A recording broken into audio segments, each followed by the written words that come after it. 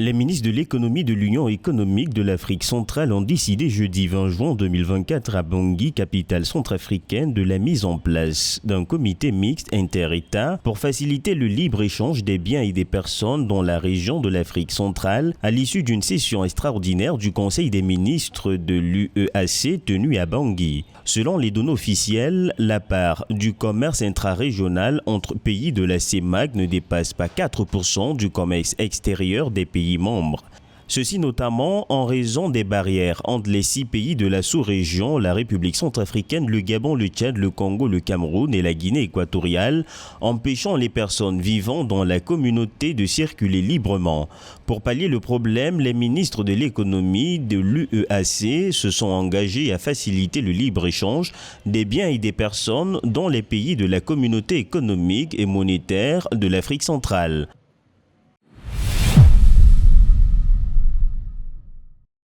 La 19e réunion du Conseil sectoriel de l'éducation, de la science et de la technologie, de la culture et des sports s'est tenue du 17 au 19 juin 2024 à Dar es Salaam en République unie de Tanzanie. Les travaux de Dar es Salaam ont permis d'examiner les questions relevant des secteurs sociaux en Afrique de l'Est. Dans le domaine de la culture et des sports, le Conseil sectoriel a examiné la voie à suivre pour la convocation de la 6e édition du Festival des Arts et de la culture de la communauté est-africaine et de la 2e édition des Jeux de l'EAC. Les travaux du Conseil sectoriel de l'éducation, de la science et de la technologie, de la culture et des sports ont également porté sur les progrès réalisés dans le développement de la politique linguistique kiswahili.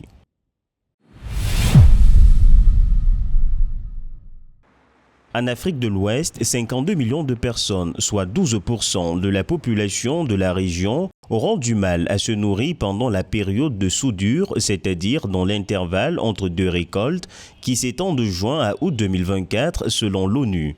Pour améliorer la production agricole dans cette région de 2,09 millions de kilomètres carrés,